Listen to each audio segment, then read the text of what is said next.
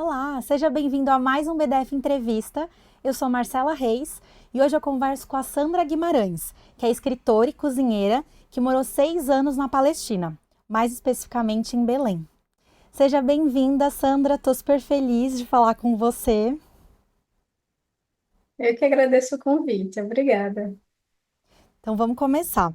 É, Qual que é a conexão entre as oliveiras e o território palestino? Eu entendo que o cultivo é bem ancestral, né? Passando de pai para filho, inclusive pelo ciclo mesmo da planta, né? Que não é tão rápido. Mas eu queria que você falasse um pouquinho mais. Oliveiras são árvores centenárias, né? Algumas têm mais de 1000 anos. A gente ainda pode ver as oliveiras que estavam lá quando Jesus andou por aquela terra, né? Então, ainda tem um Monte das Oliveiras, perto de Jerusalém. E são árvores de crescimento lento e que precisam de muito cuidado também. Elas precisam de uma poda, de um manejo. Então, a oliveira, além de ser um atestado da presença do povo palestino naquela terra, né, que estava cuidando daquelas oliveiras aí há muito, muito tempo, continua cuidando. É um símbolo, acabou se tornando um símbolo de resistência também, do enraizamento na terra, né? Então, é a prova da presença palestina ali, uma presença milenar, mas também uma conexão direta do povo com o seu território. E as pessoas têm que entender também, né? Quem não conhece a Palestina, não foi por lá, talvez não imagine a importância do azeite de oliva, né? Na cultura alimentar palestina, mas na economia também. Então, são muitas, muitas, muitas famílias ali na Palestina, no território, que dependem do azeite, né? A sua principal fonte de renda. Então, todo ano, quando tem a colheita, né? Entre outubro e novembro, mais ou menos, fica sempre uma parte para o uso da família e uma parte vai ser vendida para quem não tem oliveira, principalmente imaginando que desde o começo da ocupação israelense ali, o território palestino foi sendo confiscado e confiscado, então cada vez menos pessoas, menos famílias têm oliveiras, então elas precisam comprar das outras famílias. Então é uma parte muito importante da economia local na Palestina, a oliveira e o azeite. O azeite e as azeitonas também, né? Muito importante para a cultura alimentar de lá. Então, quando Israel destrói uma oliveira, quando ele vem e destrói um campo de oliveiras, ele não está só destruindo um ser que tem centenas de anos, né? Que foi passando de geração em geração. Tem essa conexão também, uma oliveira é a sua conexão com seus pais, os seus avós, as suas avós, as suas tataravós, né?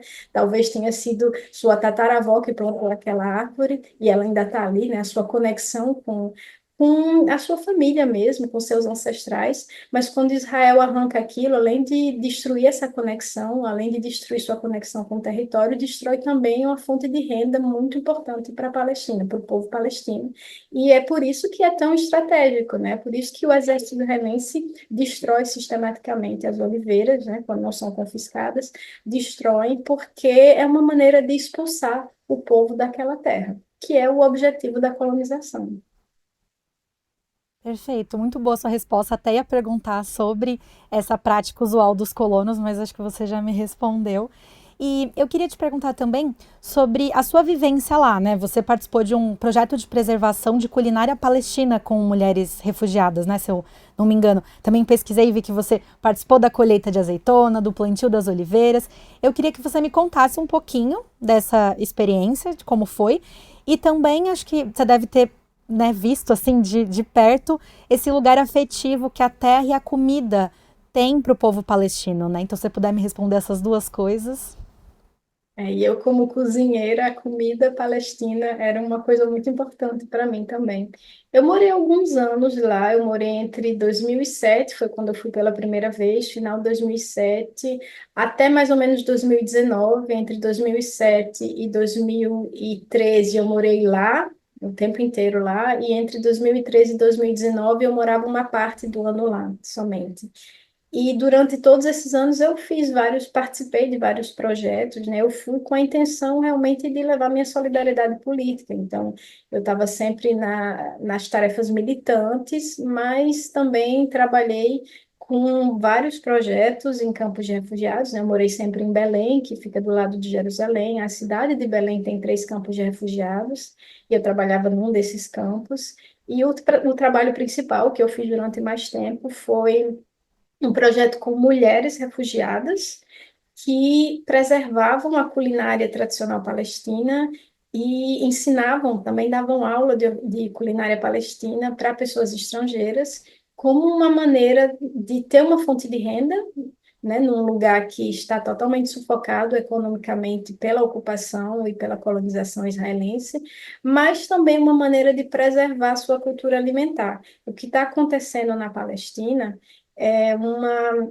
A gente sabe que é um genocídio, é uma limpeza étnica, mas essa limpeza étnica não é só destruindo as casas ou expulsando as pessoas. Acho que a gente imagina que uma limpeza étnica é expulsar todo mundo daquela terra, né? Um grupo étnico de uma terra.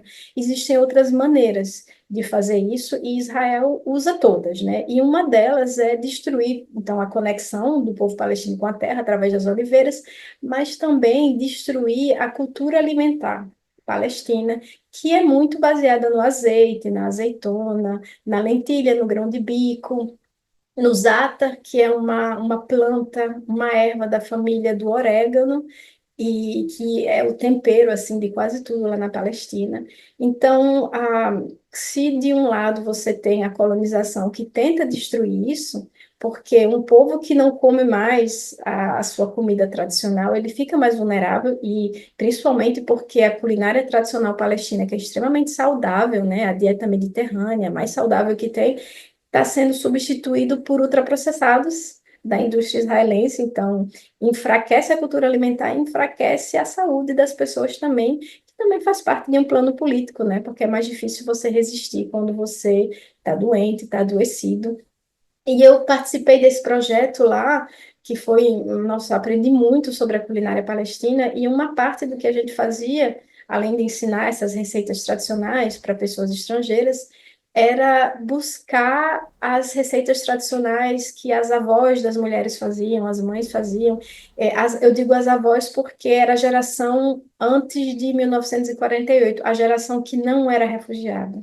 Então, esses campos de refugiados são pessoas palestinas que foram expulsas de seus territórios em 1948, um pouquinho antes, 47, 48, e que desde então moram em campos de refugiados no que sobrou da Palestina, né? O que a gente chama de Cisjordânia hoje e Gaza também, mas eu trabalhava na Cisjordânia. Então, a gente tentava resgatar essa alimentação, o que que o povo palestino comia quando ainda era livre, né? Antes de estar morando, antes de morar num campo de refugiados, antes de ter sido privado da sua terra, porque as pessoas plantavam, né? Tinham muitas árvores frutíferas, a oliveira é um símbolo lá, mas tem também muita amendoeira. Então, a amêndoa também é presente, muito presente na cultura palestina, as uvas também, muito presentes. Então, esse projeto era de buscar como é que a gente se alimentava antes. Obviamente, em muitos casos não é mais possível comer assim, porque o território foi destruído, então as pessoas nos campos de refugiados não tinham mais acesso à terra para plantar. Mas olha que interessante, para não perder de vez, de um todo, essa conexão, todo mundo plantava nas lajes, em lata de água. Então, tá, para não perder realmente essa conexão e também para participar como dizer, da segurança alimentar da família, porque é uma situação de insegurança alimentar muito grave também, né? Então, tem que imaginar que a colonização israelense confisca a terra, confisca o acesso à água, né?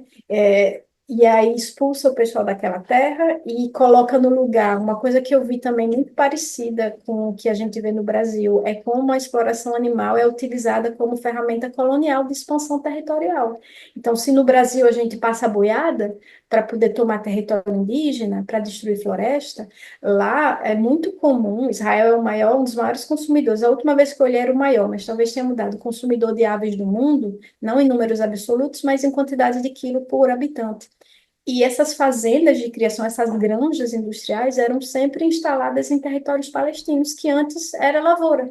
Antes os palestinos e as palestinas plantavam, e aí vem o exército israelense, os colonos confiscam tudo e substitui aquilo por fazendas de galinha, né, por granjas de criação de galinha. E isso você vê também na mesa. Então, as pessoas lá comem cada vez mais o frango israelense. É a mesma, o pessoal aqui que come o frango da Seara, o frango do agro, lá eles são obrigados a comer o frango israelense, porque não conseguem mais ter acesso à terra para plantar sua alimentação tradicional, suas lentilhas, seu grão de bico. Então, a mesa também é um território de disputa, né? Nessa briga colonial, colonizar a mesa é muito importante, colonizar o estômago é muito importante, porque enfraquece o colonizado, a colonizada, né? Adoece o colonizado e a colonizada, e aí cria uma nova narrativa. Eu já estou saindo da sua pergunta, mas eu acho que tem um ponto muito interessante também para a gente discutir, que é a apropriação gastronômica, a apropriação da culinária. Então, se eu falei que uma dos mecanismos da limpeza étnica é destruir a cultura alimentar de um povo, tudo que você não consegue destruir, eles se apropriam. Então, hummus e falafel viraram sinônimo de culinária israelense. Israel, um estado que foi criado em 1948, num lugar onde as pessoas já comiam falafel e hummus, que não é só típico da Palestina, é típico do Levante, toda aquela região, né, que vai da Palestina até do Egito, Palestina, Jordânia, Síria e Líbano. Toda aquela região comia hummus e falafel, ainda come, mas aí você cria uma narrativa nova em que o hummus e o falafel são os pratos nacionais de um estado que foi criado em 48. Então, é um apagamento também, né? Você destrói a cultura alimentar e aí se apropria de alguns elementos, criando essa nova narrativa que faz essa narrativa artificial que tenta provar que o colono já estava lá antes, sabe? Olha só, a gente come falafel, então se sempre comeram falafel lá e a gente come falafel, então significa que a gente sempre esteve lá. Então é uma narrativa colonial. Perfeito, e foi ótimo você ter entrado nesse assunto, porque era uma das perguntas mesmo. Eu queria te ouvir sobre isso, então você super me respondeu, obrigada. Enquanto você falava até das pessoas continuando essa plantação nas lajes e tal, me veio. Eu escutei o episódio do Joio e o Trigo que você participou, foi aí que eu te conheci, gostei muito de você, e que você contava de um senhor que ia com uma carroça, né, se eu não me engano, vendendo ali as comidas típicas, ali os vegetais, e eu achei isso muito bonito, assim, eu achei uma forma de resistência incrível, e como, e foi, acho que um dos exemplos que eu mais consegui entender como a alimentação é muito importante para eles, né, então me lembrou, assim, eu achei essa história muito bonita. E continuando nessa Eu posso conversa sobre contar alimentação, claro, aqui por favor, rapidinho, conta. Marcelo? Sim. Porque para mim, primeiro, que bom que você escutou o episódio. Eu espero que todo mundo escute depois. Foram muitas semanas de pesquisa, não só minha, mas Júlia Doce também, a jornalista, me ajudou a escrever o roteiro, que também foi a Palestina. E eu tenho muito orgulho desse trabalho, porque realmente ficou lindo e é uma síntese assim bem completa, né, de como a fome foi criada num local de abundância, né, com objetivos de colonização, de limpeza étnica. E essa história, na verdade, ele não vendia vegetais, ele vendia ervas, justamente, vendia o zata, o famoso zata, que é essa erva da família do orégano. E eu acho essa história incrível, porque ela mostra a que ponto a conexão com a terra é importante para o povo palestino. Eles e elas estão dispostas a arriscarem a vida para manter essa conexão. Então, era isso que esse senhor fazia. Ele atravessava ilegalmente, entre aspas, né, a fronteira que Israel delimita e que muda todo dia, para ir nos vilarejos que foram despovoados em 48, né, ou seja, o território de origem das pessoas que estavam nos campos de refugiados, que estão nos campos de refugiados hoje, e ele colhia o zata e outras ervas que crescem de maneira selvagem e trazia de volta, não numa carroça, mas parecia um carrinho de supermercado, que ele trazia de volta para os campos e vendia essas ervas para as pessoas daqueles povoados. E quando elas compravam, ficavam super felizes, compravam e quando preparavam em casa, eu me lembro que as minhas amigas palestinas faziam questão que os filhos comessem aquelas ervas para não perderem a conexão com o território de origem. Então, elas falavam: olha, isso aqui é salve da nossa terra, isso aqui é exata da nossa terra. E as crianças comiam aquilo, era quase uma oração, sabe? Comia aquilo para manter viva essa conexão e seguir lutando, né? Para sempre com essa esperança de que um dia a gente vai voltar para o nosso território de origem, um dia a gente vai voltar e vamos plantar nós mesmos essas ervas. Nossa, muito bonito. Foi ótimo você ter contado aí também, o pessoal que está assistindo entende. E você mencionou sobre a fome e eu queria te fazer uma pergunta sobre que, te escutando, a gente entende a abundância da Palestina enquanto um território com cultivo muito bonito, com alimentação, assim, é uma parte, é um pilar da cultura deles, né? E aí a gente começou a assistir Israel usando a fome como uma arma de guerra. E eu acho que isso fica ainda mais triste pensando num lugar com uma cultura assim culinária tão específica, tão bonita. E eu queria que você falasse um pouquinho mais sobre. A gente viu, né, nos últimos anos, desde o começo do genocídio, dessa fase mais acelerada do genocídio do povo palestino, principalmente em Gaza, desde 2023, do final de 2023, como se criou uma situação de fome. E isso não é novo. Todo o poder colonial usa a fome como arma de guerra. É uma estratégia colonial muito antiga e que se repete sempre. Mas eu me lembro da tristeza de ver, né, aquelas pessoas morrendo de fome. Teve gente, muita gente que morreu de fome em Gaza. E se as pessoas morriam de fome em Gaza, na Cisjordânia, a situação não é tão drástica, mas existe. Então, as pessoas estão em situação de insegurança alimentar lá. E aí é uma tristeza ver isso, como você falou, num território de abundância. É por isso que o título do episódio que a gente fez, Um Prato Cheio, é Palestina da Abundância à Fome, porque é uma terra de abundância, embora tenha deserto dentro, é uma terra extremamente fértil, tem muita água, tem muita chuva, tem a parte desértica também, mas tem uma parte muito, muito fértil. E o povo palestino sempre plantou, sempre viveu numa situação de abundância, né, com as oliveiras, né, o azeite, as azeitonas, as amêndoas, todas as leguminosas. E uma coisa muito importante também de mencionar é que ali é o berço do trigo. Né, essa parte do mundo que eu mencionei, né, que vai ali de um pedacinho do Egito, passando pela Palestina, Jordânia, Síria, Líbano, até um pouquinho a Turquia, o crescente fértil, que chamam, foi ali que nasceu o trigo, foi ali que o trigo foi domesticado, na verdade, né? E graças a esse povo, a gente tem hoje pão e macarrão e biscoito e bolo, né? Que é um cereal tão importante que o mundo inteiro consome. E é uma tristeza ver que no berço do trigo, o lugar onde o trigo foi domesticado, onde tinha centenas de variedades de trigo, então uma biodiversidade imensa, hoje em dia só cultivam dois tipos de trigo, muito pouco, e essas duas sementes são híbridas vendidas pelo agro israelense. Então, toda essa biodiversidade foi destruída, causando uma situação de insegurança alimentar e de fome mesmo. Então, obviamente, é um plano muito bem arquitetado pelo poder colonial, por Israel, para, mais uma vez, expulsar aquelas pessoas de sua terra.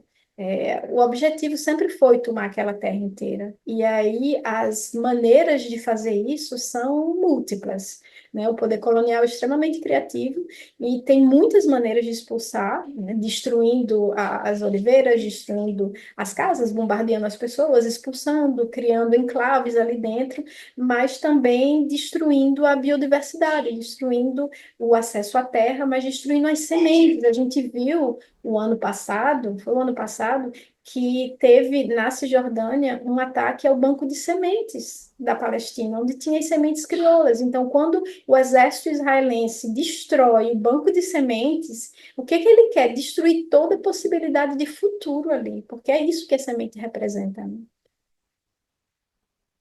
Sim, nossa, é forte isso que você falou e até você comentou do trigo e o arroz ganhou uma importância ali dentro, né? Pela ajuda humanitária, acho que, me corrija se eu estiver errado, mas eu acho que não, eles não tinham esse hábito de consumir arroz e usar ali nas receitas, mas acho que por essa falta do trigo teve que fazer um manejo, né?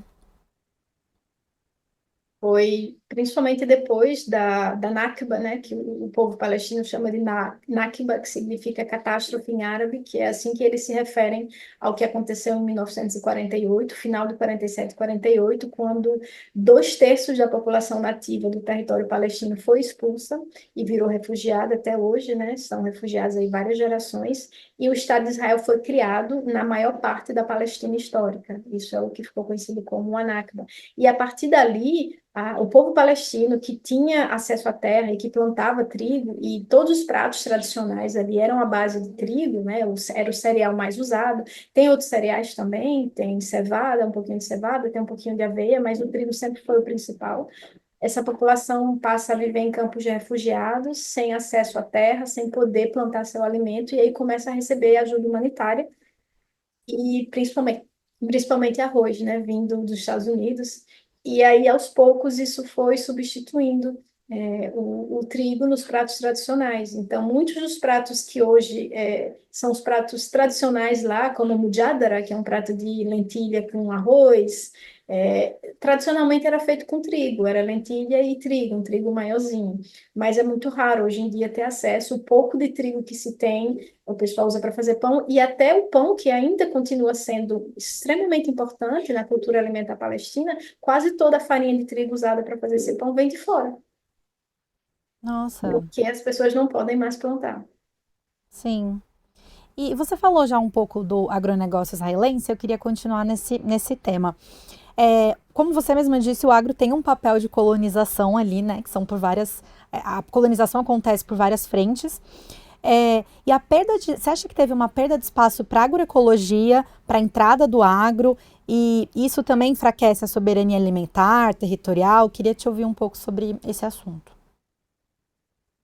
Nos anos 70, como em todos os outros lugares aí do sul global, teve a Revolução Verde, que de verde não tinha nada, e chegou lá também. Então, a partir dos anos 70, o agro israelense começou a vender essa narrativa, que também foi vendida para os camponeses e para as camponesas aqui no Brasil, de que tem maneira muito mais eficaz, eficiente de plantar, e vai ser com essas sementes, e vai ser com esses agrotóxicos, e aos poucos isso foi mudando.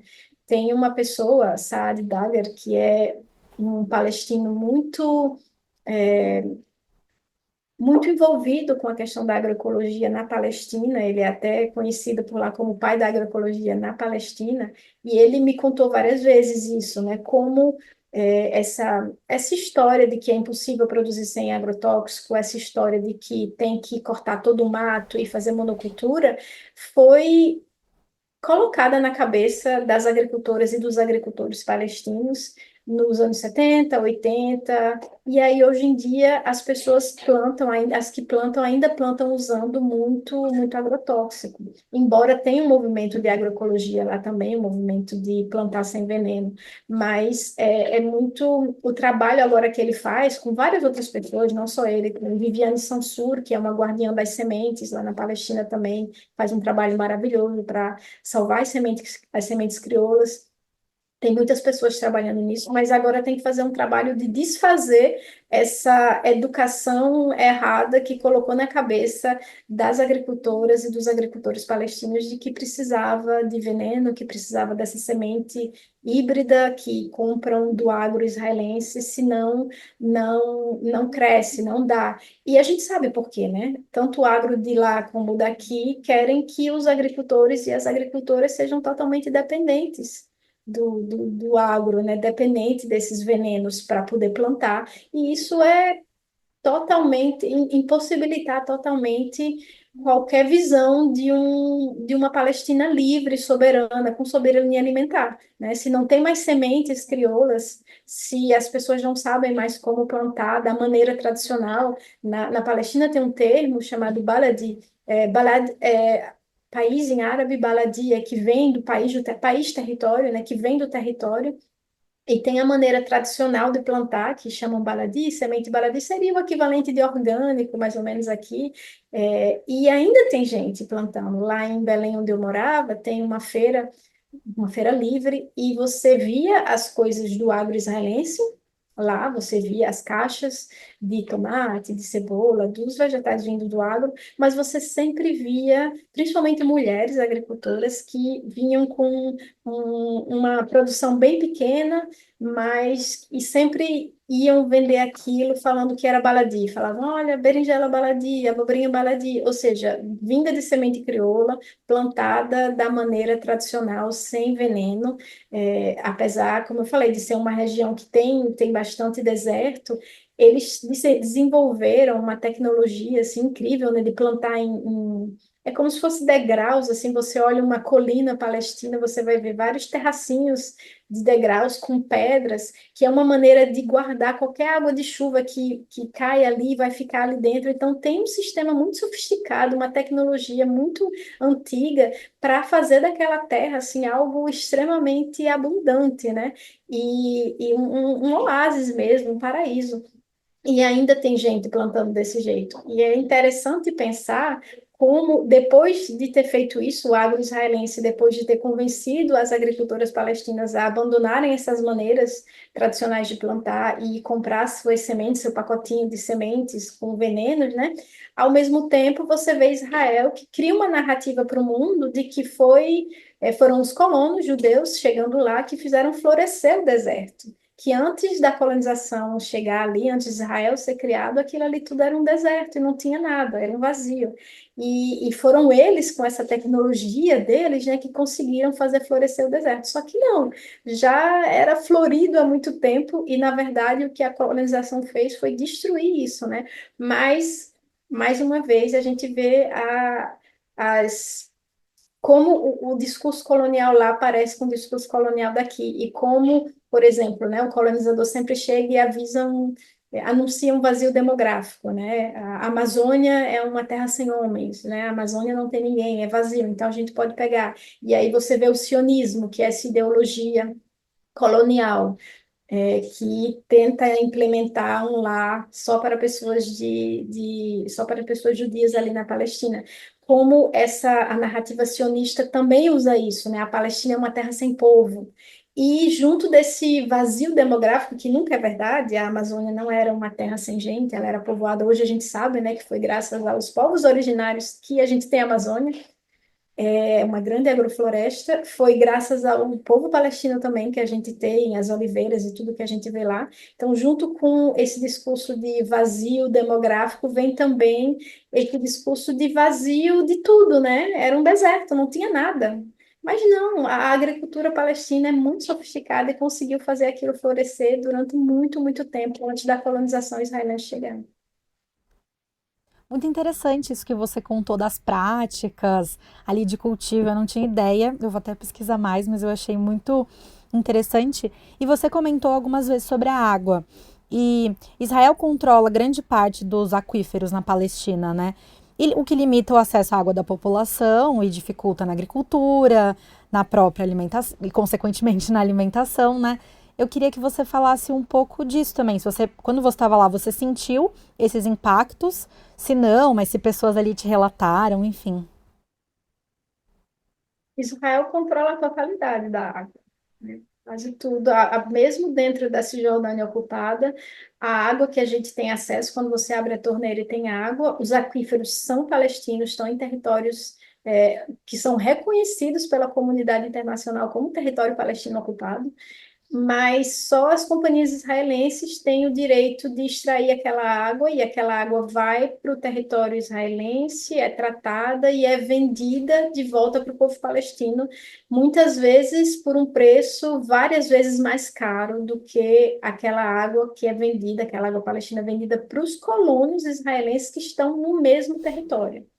Eu não sei se ficou claro, acho que vou explicar de novo. É aquífero palestino, é água palestina, mas Israel extrai aquela água e vende a água palestina para o povo palestino, que ainda por cima paga muito mais caro, em alguns lugares 10 vezes mais caro, do que o colono israelense que está morando ilegalmente naquela cidade, dentro da Palestina ocupada, da Cisjordânia ocupada. E quem tem acesso à água controla absolutamente tudo, né? E eu vivi isso muitas vezes nos anos que eu morei lá. Durante o verão, na Palestina, que é ali de junho, maio, junho até agosto, tinha muito corte de água, né? Faltava água o tempo inteiro, porque nessa época que tem menos chuva e que é preciso economizar água, os colonos israelenses, a mensagem para eles era: bom, não aguem suas gramas, mas continuavam tendo acesso 24 horas por dia à água. Já o povo palestino, que está ali do lado, mais uma vez, eu estou falando de colônias dentro da Cisjordânia. O povo palestino ficava sem água durante dias, muitas vezes semanas. Aconteceu de, no verão, a gente ficar um mês inteiro sem água. Agora imagine, um mês inteiro você abre a torneira na sua casa e não sai água nenhuma, e você tem uma família, e você precisa usar o banheiro, você precisa cozinhar, você precisa lavar roupa. Isso tudo dentro de um campo de refugiados. Não tem um rio passando que você possa andar ali e coletar água do rio. Israel tem um controle tão absoluto sobre a água palestina que em muitos lugares, na maior parte do território ocupado, você não tem direito nem de cavar um poço. Então, imagina que você é uma agricultora palestina, você está dentro do seu território, na sua terra ali, você não tem o direito de cavar um poço para ter acesso à água para sua família beber. Então, o que o povo palestino dizia muito lá era que, quando eu morava lá, né, era que existia duas colonizações. Uma sobre as colinas, que é realmente essas colônias ilegais que o governo israelense constrói, né, colônias de moradia, são cidades, né, dentro das cidades palestinas, mas o povo palestino falava que também tinha a colonização subterrânea, que era a colonização dos lençóis freáticos. E se a gente for falar em Gaza, a situação é mais catastrófica ainda. Israel bombardeou as centrais de tratamento de água, né, de esgoto, então toda a água de Gaza toda a água de esgoto, toda a água suja vai diretamente para o mar, que afeta tanto a saúde da população quanto o ganha-pão da comunidade de pescadores artesanais. Tem muito pescador em Gaza, tinha, né? E as pessoas em Gaza não têm acesso à água potável. Quase toda pessoa em Gaza, quase a totalidade da população em Gaza ficou, já era um problema, mas desde o começo do genocídio em 2023 ficou sem acesso à água potável. Isso acontece, acaba provocando várias doenças nas pessoas. Então teve epidemias assim gigantes lá de cólera, diarreia, muitas doenças, vermes ligadas ao consumo de água imprópria. Nossa, o cenário é realmente muito mais catastrófico do que eu imaginava. E você também mencionou, né, sobre a apropriação da cultura palestina através da culinária, da mesa. E Israel proíbe também a colheita de alguns vegetais que são importantes, né? Você sabe me falar quais são eles e ali nas pessoas, o que elas vão comer, o que isso impacta? Eu sei que afetivamente impacta e tal, mas o que você conseguiu enxergar isso ali também de uma mudança muito drástica de alimentação das pessoas, porque elas consumiam esses vegetais, esses tipos de alimento e não podiam mais, não tinham como, e substituíram por outras coisas que não são locais, enfim. Os vegetais que são proibidos de colher em várias partes, embora o povo palestino luta há muito tempo para tentar derrubar essa lei, que é uma lei dos anos 70, do final dos anos 70, é uma lei do Ministério do Meio Ambiente israelense, que, com a desculpa de proteger espécies ameaçadas, espécies de plantas ameaçadas, proíbem a sua colheita selvagem, né? Só que a espécie ameaçada em questão é o famoso zata, que cresce em todo canto, que não está nem um pouco ameaçado, né? Os dois principais são o zata, que é, mais uma vez, essa erva da família do orégano, é uma erva à parte, gente. Aqui no Brasil é vendido como tempero, então o zata é os dois, é tanto essa erva da família do orégano, quanto uma mistura, um tempero que a gente faz com essa erva, que é a erva zata seca e moída, desidratada e moída, junto com sumac, que é outro tempero da região, gergelim, às vezes botam cominho também, e é um pozinho verde. Mas aí não, a gente não pode confundir esse pozinho verde, que é um tempero feito também com zata, e zata a erva fresca, né, que a gente não tem acesso aqui no Brasil, porque só cresce por lá. O zata, o outro vegetal é a couve, que lembra uma alcachofa, mais selvagem, é uma flor, assim, cheia de espinho, pequenininha, é uma delícia, nossa, é uma delícia. Um trabalhão para limpar aquilo. Você tem que tirar todos os espinhos, mas vale a pena. E o impacto real na vida das pessoas, eu diria que esses dois ingredientes tradicionais da culinária palestina, né, da cultura alimentar palestina, o impacto não é tanto realmente de, assim, eles não significam uma quantidade considerável do que o povo palestino come. O zata todo mundo come todo dia, né? Mas em quantidade pequena, mas muito importante. O acube menos, a gente só come na primavera, que é a época que ele dá mesmo. Mas eu diria que o impacto é muito mais profundo do que a gente imagina. Então, não é só a conexão afetiva que é perdida, mas, ó, deixa eu te falar um negócio.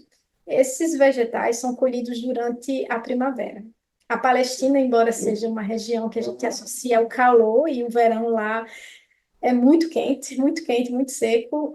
Eu já peguei dias assim no Vale do Jordão que chegou a 50 graus a temperatura, mas no inverno, na Palestina, também faz frio. Inclusive, tem lugares que nevam bastante. Lá em Belém, onde eu morava, nevava um pouquinho.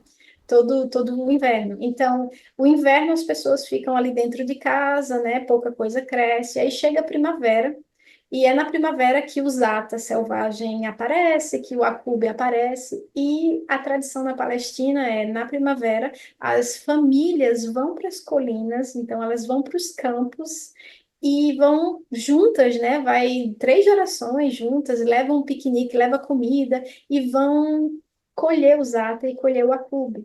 E é uma maneira de ocupar o espaço e de manter a ligação das gerações mais novas com aquela terra. Você passou o inverno inteiro sem ir naquelas montanhas, naquelas colinas, trancado dentro de casa, e aí na primavera você vai para lá e faz um piquenique, passa o dia inteiro com a sua família, cria memórias, e aí vai se ligando afetivamente àquela montanha, àquela terra.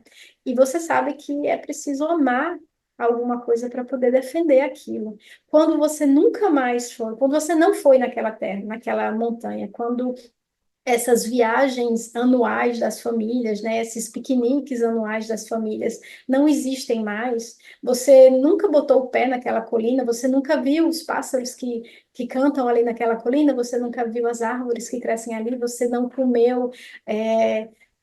Não sei, os pêssegos que crescem ali, os damascos, tem muito damasco na Palestina também, você não comeu damasco ali, você não tem uma conexão tão grande com aquela colina, com aquela montanha. Então é mais fácil para o colonizador em seguida tomar aquilo, sabe? Não vai ter muita gente para lutar, para defender aquilo que eles não conhecem. A gente não defende o que a gente não conhece. Então, eu diria que o impacto, para além do alimentar, né, de privar o povo palestino dessas fontes de alimentos tão importantes e tão saborosas, é cortar a conexão com a terra, enfraquecer a conexão com a terra, para que seja mais fácil tomar aquela terra em seguida. Perfeito. Obrigada pela resposta. E acho que no comecinho da nossa conversa, você comentou como a alimentação é uma ferramenta de resistência para o povo, né? Até a história bonita que você contou do senhor vendendo os temperos, acho que é a melhor ilustração que a gente tem disso. As melancias e as oliveiras são muito associadas a essa resistência, né? A gente viu nos protestos ao redor do mundo as pessoas usando isso como uma forma de mostrar, eu sou pró-Palestina, né? Então eu queria que você falasse um pouquinho desses elementos da culinária como forma de resistência, se tem outros também que talvez eu não saiba, enfim. Eu acho que o hummus deveria ser também uma. Eu acho que já é um pouco, né? Já começa assim, mas a gente deveria celebrar mais a culinária palestina comendo hummus e a resistência e mostrar nossa solidariedade também, além de ser um prato delicioso.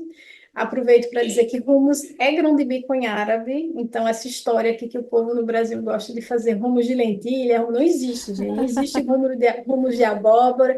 Não existe. Seria a mesma coisa da gente fazer uma feijoada de lentilha, certo? Feijoada de feijão, por isso chama feijoada. Justo. Hummus é grão de bico em árabe, então só existe um hummus, o de grão de bico. Se você quiser fazer uma pastinha de lentilha, pode, mas chama de pastinha de lentilha, tá? Eu acho que o hummus, o falafel, assim, são bem simbólicos, até porque tanto o hummus quanto o falafel são feitos de grão de bico, que é muito cultivado lá, também é um elemento extremamente importante para a cultura alimentar palestina. Se come ele também verde lá na Palestina, na primavera, os primeiros. Que nem aqui no. Não sei a que ponto você conhece a culinária do Nordeste, eu sou nordestina, estou falando de Natal. Aqui a gente come o feijão verde, que é o feijão macaça, que foi colhido verde. E lá também comem o grão de bico verde, né? Uma versão verde, assim, que é uma delícia também. A melancia sempre foi um símbolo, ficou muito mais desde o começo dessa nova fase do genocídio, né, mais acelerada, como eu falei, mais agressiva de 2023, porque além de ser uma fruta que cresce bastante lá, tem as cores da bandeira palestina e tem uma história por trás, né? Nos anos 80, até recentemente e até hoje em alguns lugares, Israel proíbe o povo palestino de colocar a bandeira palestina. Então, tem muitos lugares, Jerusalém, por exemplo, né? E a Jerusalém Palestina, a Jerusalém ocupada, a parte palestina de Jerusalém, você não tem o direito de colocar uma bandeira palestina. E aí, nos anos 80, estava tendo uma exposição de arte, eu não me lembro, agora eu vou ficar lhe devendo o nome do artista palestino que, que falou, né? Chegaram os soldados e falaram: não pode ter bandeira, não pode ter bandeira. Aí, e o soldado falou até assim, se mesmo se tivesse o desenho, uma pintura de uma melancia, eu ia confiscar, porque não pode, porque tem as cores da bandeira. E aí foi ser uma coisa bem típica, né, de povo que está em resistência, a gente transforma algo que foi usado contra a gente em um símbolo de resistência, né, se reapropria disso, e aí esse artista começou a desenhar realmente, fazer quadro de melancia, pintar melancias. E aí, desde 2023, isso acabou, que já era muito forte lá na Palestina, acabou virando um símbolo mundial, né? Mas é uma maneira de você usar as cores da bandeira palestina sem usar a bandeira. E a oliveira, como eu falei, né, esse símbolo também do enraizamento profundo, da resistência, dessa árvore que está lá e que resiste, que viu tanta coisa passar, sabe? Que viram impérios chegarem, invadirem, ocuparem e caírem também. E dá essa esperança de que essa colonização, como todas as outras, também vai cair um dia, né? Essa dominação israelense um dia vai cair. E a oliveira simboliza isso. E também a questão, o galho de oliveira, né? É muito associado à paz. Eu não sei se você sabe, mas Yasser Arafat, o fundador da Organização de Libertação da Palestina, né, a OLP, um palestino que já morreu, já faz alguns anos, fez esse discurso famosíssimo na ONU, na Assembleia Geral da ONU, onde ele chegou dizendo que estava, né, prestes, disposto a negociar com o governo israelense para imaginar como ia ser essa coabitação desses dois povos no mesmo território. E ele terminou o discurso dizendo que estava com a arma do combatente numa mão e um ramo de oliveira na outra, que não era para o povo do mundo deixar o ramo de oliveira cair. Então, né, simbolizando que é a luta pela paz, mas que a gente veio com o ramo de oliveira. E tem outra história muito interessante lá da Palestina também, em 1994, quando teve o Acordo de Oslo, né, os Acordos de Oslo, que a gente também vê essa cena mítica de Arafat, com Bill Clinton atrás, né, onde você vê o governante, o representante do governo israelense e o representante do povo palestino na época apertarem a mão e fazerem aqueles acordos de paz que nunca foram respeitados, era uma grande armadilha, mas você sabia que no dia seguinte né, da assinatura dos acordos, o povo palestino saiu nas ruas com ramos de oliveira distribuindo para os soldados israelenses, porque eles acreditavam, sinceramente, que seria o fim da ocupação, da colonização, e que finalmente o povo palestino ia ter sua autodeterminação. E para simbolizar nesse gesto de amizade, estamos prestes, estamos dispostos e dispostas a dar as mãos, né, e construir um futuro viável para nós dois, né, nossas duas comunidades. Isso foi materializado nesse raminho de oliveira e eles saíram distribuindo para os soldados israelenses, né? Não sabiam eles naquele momento que era uma grande farsa, mas a oliveira tem esse simbolismo potente. É muito bonito você contar isso, assim, claro que, dadas as circunstâncias do que a gente viu agora, é muito triste, mas eu acho que a gente conseguiu encerrar o programa de uma maneira bonita e esperançosa, com esse lugar muito de luta mesmo, e Eu aprendi muito nesse episódio, então eu te agradeço. Fiquei super feliz de você ter topado. Volte sempre, agora você já conhece a casa. E é isso, obrigada. Eu que agradeço, muito obrigada. Muito obrigada por acompanhar mais um BDF Entrevista. Nosso programa vai ao ar sempre de segunda a sexta-feira, às 16 horas, no YouTube do Brasil de Fato. Até o próximo!